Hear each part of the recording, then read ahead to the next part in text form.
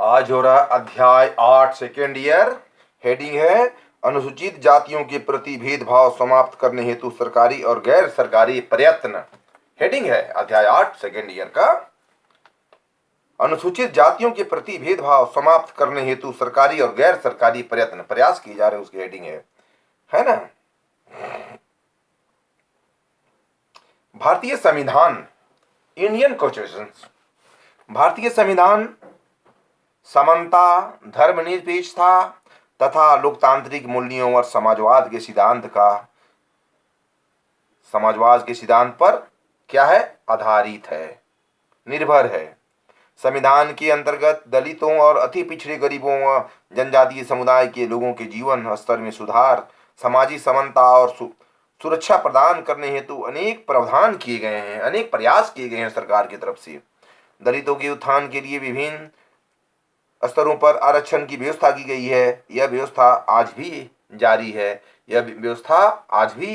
है। हर school college में दलित के लिए स्कॉलरशिप, स्टाइपेंड, रिजर्व सीट के लिए फिक्स है। सूचित जातियों में शिक्षा के प्रयास हेतु अनेक सुविधाएं प्रदान की गई है। सरकारी एवं गैर सरकारी प्रयत्नों का संयुक्त विवरण इस प्रकार दिया जा रहा है। एग्जाम में आएगा, अनुसूचित जातियों के प्रति भेदभाव समाप्त करने हेतु सरकारी और गैर सरकारी प्रयत्न से क्या समझते हैं, क्या किए गए हैं, क्या पॉइंट है, इसके बारे में आएगा तो लिखिएगा कि अनेक सुविधाएं प्रदान की गई है। सरकारी एवं गैर सरकारी प्रयत्नों का संक्षिप्त विवरण इस प्रकार है, इस प्रकार है। पहला क्या है, देखिए, ध्यान से देखिए।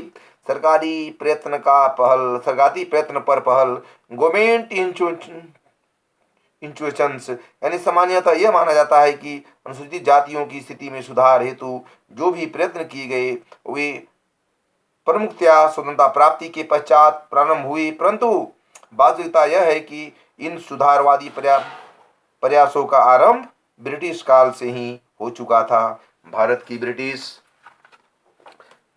ब्रिटिश सरकार द्वारा सन 1935 में अनुसूचित जातियों और जनजातियों की अनुसूचियां तैयार की गई थी, जिसमें प्राय उन जातियों और जनजातियों को सम्मिलित किया गया जो सदियों से सामाजिक भेदभाव, शोषण और अपमानजनक व्यवहार का शिकार होती रही है, आज तक, है ना, अपमानजनक शिकार होती रही है। जाति नियोक्ता निवारण अधिनियम भी लागू किया गया, जिसका उद्देश्य धर्म या जाति के परिवर्तन के कारण उनकी नागरिक अधिकारों में कटौती नहीं करता था। इस प्रकार ब्रिटिश शासनकाल में अनुसूचित जातियों के जनजातियों के सुधार हेतु कुछ अन्य कार्यक्रम भी चलाए गए थे। स्वतंत्रता प्राप्ति के पश्चात दलितों के उद्धार हेतु चरणबद्ध रूप से निम्नलिखित प्रयास किए गए हैं, जो इस प्रकार हैं, चाहे जो निम्नलिखित हैं, इस प्रकार हैं। पहला है आरक्षण की सुविधा, फैसिलिटी और रिजर्वेशन। आज भी समाज के कमजोर उपेक्षित दलित वर्गों को समाज की मुख्य धारा से जोड़ने के लिए भारत सरकार ने बहुत प्रयत्न किए हैं। पहला है संविधान के अंतर्गत राज्य विधानसभाओं, विधान परिषदों, लोकसभा तथा राज्यसभा में अनुसूचित जातियों को जनसंख्या की अनुपात के आधार पर कुछ निश्चित स्थान सुरक्षित किया जाए।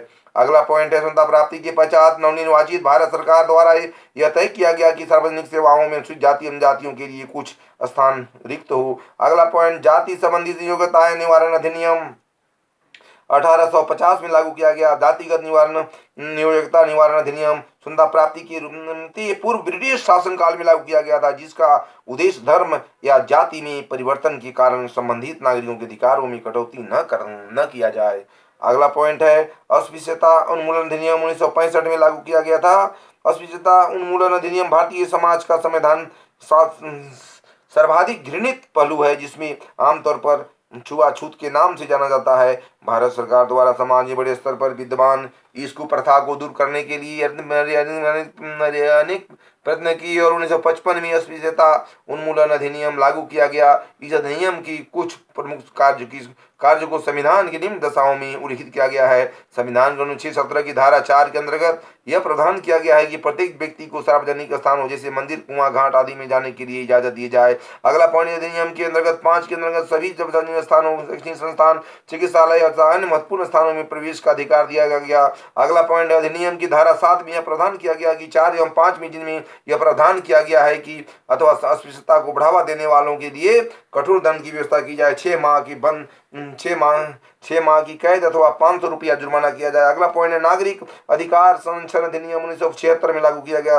The president protection of civil rights act 1976 में लागू किया। इस अधिनियम में अस्पृश्यता छुआछूत को एक अपराध घोषित किया गया। इसके पश्चात अंतर्गत अस्पृश्यता के अधिकारों की संरक्षण हेतु दंड का प्रावधान किया गया। इसमें यह भी प्रावधान किया गया कि अस्पृश्यता प्रावधान अपराध के लिए दंडित व्यक्तियों की संसद और विधानसभा चुनाव लड़ने पर पाबंदी लगा दिए जाए। अगला पॉइंट जातियों एवं जनजाति कमजोर अत्याचार निवारण अधिनियम 1989 में किया गया कि आप दलित में जो कमजोर है उसको दबा नहीं सकते हैं, उसको दबा नहीं सकते हैं, शोषित कर नहीं सकते हैं और उनसे फालतू काम नहीं ले सकते हैं। ये सरकार की तरह से बहुत तरह की प्रावधान किया गया। अगला पॉइंट है संविधान संशोधन अधिनियम 2005 के अंतर्गत यानी सन 2005 में जो भी संविधान संशोधन अधिनियम लागू किया गया, जो कि 93वें संविधान संशोधन के अंतर्गत किया जाता है। यह अधिनियम 30 जनवरी 2006 को लागू किया गया। संयोग बस 2006 में लागू किया गया। यह अधिनियम तथा 1850 का जातीय नियोक्ता निवारण अधिनियम दोनों का ही संबंध शिक्षा से है। और 1850 के अधिनियम के अंतर्गत जहां दलितों की शिक्षण संस्थाओं में प्रवेश का समान अधिकार प्रदान किया। यही